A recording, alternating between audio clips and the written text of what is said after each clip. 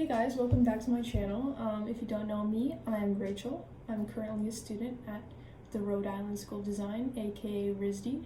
I'm a graphic design student and I am quite busy, but despite my busyness, I still allow myself to take at least 30 minutes a day to read, something I really enjoy. And so I'm going to be going over some of my favorite books that I've read this month and some that I still want to squeeze in because it's the 23rd of November today, and we still have a week left. Exactly a week, I think. 30 days past September, yep. 7 days left. I think that I can get through maybe one or two more. I don't know if that's too ambitious, but we'll see. So today I'm going to be talking about some of my favorite ones that I've read this month, because I've read quite a few this month compared to the first couple months of school where things were really busy. So I'm going to look at my list here on my Kindle, because this is how I read most of my books. I do have some actual books that I got from the library downstairs at RISD, but I actually haven't started those ones yet. I don't know why, I'm just way more drawn to Kindle reading because it gives you the percentage of how much you've read and also the page number, but I just find that having a device like this motivates me to read more, because in a book form, if I'm like a third of the way through, I can see how much I have left to go, and that kind of deters me from reading more because I'm like, oh, I have so much left, whatever, I'll just put it aside. But with the Kindle, you can't see physically how much you have left.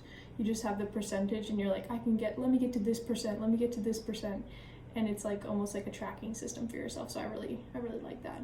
But anyways, so let's take a look at some of these books that I've been reading, because they've been really good, and I think that you guys will really enjoy them. They've really focused me and made me think reflectively on my life and where I want to go, where I'm headed. So without further ado, let me get to my list here. Yes, so the first book that I want to note that really just put me in such a positive mindset was the book The Happiness Advantage. This book touches upon how happiness is actually the driver for success, not the opposite way. It's a weird opinion that a lot of people have, that if I'm successful then I'm gonna be happy. But in this book you'll find that it's actually really the opposite. This was a belief that I held, but I didn't really unpack thoroughly until I read this book. But the author does an amazing job of detailing why happiness can help you in all areas of your life, and you should be focusing predominantly on happiness instead of striving for the success and not being happy in the meantime, because then if you reach the success, then you might not be happy and you might have wasted all that time not being happy just to not be happy in the end.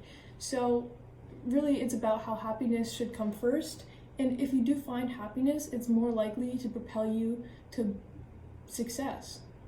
It was amazing, and I would definitely recommend that book. I blew through it. I literally read it in I think 2 days. So that was one that I could just tick off the list. It was actually one that I was recommended by a friend for, and so if you guys have friends that seem ambitious or motivated in life, ask them for book recommendations, because they probably read, and I'm so glad that I asked for a recommendation from them. So the next book that I read that I really liked was Untamed by Glennon Doyle.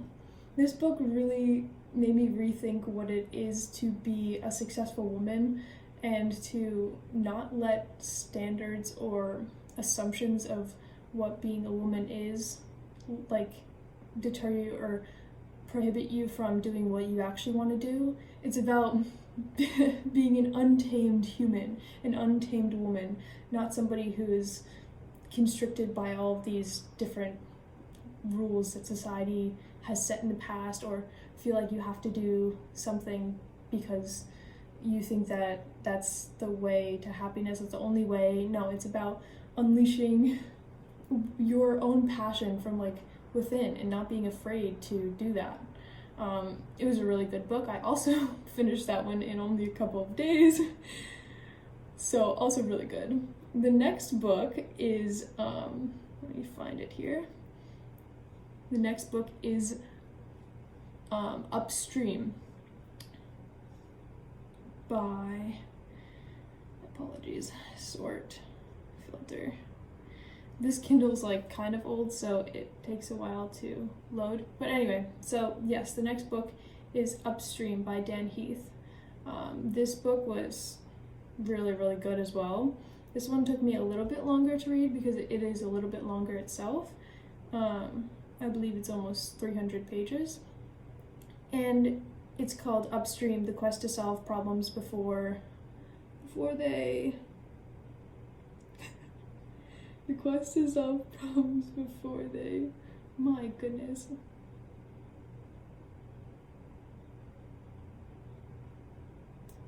Apologies. The quest to solve problems before they happen. Okay, so... Alright. Yeah, so the next book that I read is Upstream by Dan Heath. The Quest to Solve Problems Before They Happen. This book was really almost it was a challenge in the beginning for me to read, because it was very nonfiction.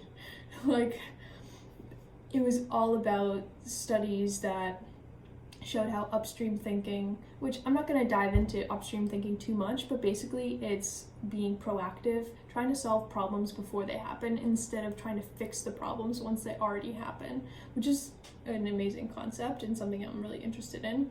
So it was cool to read about it. And yeah, he goes into really specific detail, touching upon points like hurricane preparation, dropout rates in school, homelessness. He goes all the sectors of like society and social issues, and he talks about how to use upstream thinking to try to solve some of these problems before they escalate and become really big problems. I think it's a book that's useful for literally everybody, especially people who are passionate about enacting change in the world, because he guides you through on how to start small and make larger changes using upstream thinking instead of just trying to like fix problems after they're already really bad, after they've escalated a lot. It really just makes you think about the way you think about problems, and I think that's an important thing to recognize in ourselves, so that way we don't feel easily defeated, and instead we try to think proactively about things that could happen and try to do all that we can to avoid either making the mistakes or avoid doing things that will worsen the problem or allow the problem to happen when we could prevent the problem. It's a great book, and it breaks down all that I just said into simpler terms. I just finished that one today, actually, so I could talk about it. Yeah, so those are some of my favorite ones. And another book that, it's not a book, a short story that I read started yesterday, and I'm 80% done, I'm probably going to finish it today, is The Metamorphosis. This short story is so good, so interesting. I don't know if I'm like stating the obvious because it's very famous. It's by Kafka. So if you've ever heard the term like Kafka-esque or something like that, which I had heard, and I was like, but what does that really mean? I know it means like odd or strange or peculiar, but I hadn't read Kafka before, so I was like, I really want to get to the root of what this actually means. So I was like, what should I read of Kafka? And The Metamorphosis presented itself because I had noticed that it was mentioned in so many of the books that I had been reading. It was mentioned in Upstream, it was mentioned in this book I read over the summer called The Overstory, which is another book that I highly, highly recommend. It's about trees and the way that they're intertwined into human life and just life in general. It's amazing, and like the importance of them. So good. So it was mentioned in that book, and I just find that it comes up all the time. So I was like, I gotta read this. It's only 67 pages, it's really short, but wow, I've made so many highlights in this book. It's nonfiction, but it's insane. It's about this traveling salesman, a young guy, and he wakes up one morning to find that he's this huge beetle bug, and he's in his parents' house, and it's just, I'm not gonna say anything else, but it's crazy. And it's, as much as it is about that, there's also so many hidden dimensions within it. There's this one scene where his father's like driving his son back into his room, and just the way that he describes that happening, you could obviously tell that it's about the father trying to drive his son back into the place that he thinks that he should be in, instead of restricting his freedom and like forcing him to do something that he doesn't want to do, just to fit in with like society and the way that he wants his family to be. It's crazy. Like, you really have to read that with like a critical eye, to see the hidden meaning, or else you're just gonna be like, yeah, so he's a bug, so what? No, you have to like really read into it. It's so good once you do that though. Like, so many pages, I would just like, wow, like out loud. Really good. So I'm gonna finish that one today. So on the quick, those were just some of my favorite things I've been reading so far. Wanted to share them with you guys, and hopefully you will read them and come away with them with better habits, more positivity, more knowledge of how to try to solve or help problems that are going on in the world, and like give you the motivation to want to live a better life. That's really what they're about. And I'm really excited to read more and to apply the knowledge that I've gained from those books onto my life. Yeah, I'm really excited, and I think it would be a shame not to share. So thanks for watching this. Like and subscribe if you haven't already. And let me know if you want to hear more book videos. I will do them. I'm such a nerd these days, and I'm really into books, so yes, especially as the winter approaches. I know that you all are gonna want book recommendations. I want some myself. Also, yeah, if you're like a book reader, drop some recommendations down below. Like, love to hear it. Have a good day, dude. Stay safe, stay nerdy reading, and find at least 30 minutes to read a day. Trust me, it'll change your life. Honestly. Alright, peace out.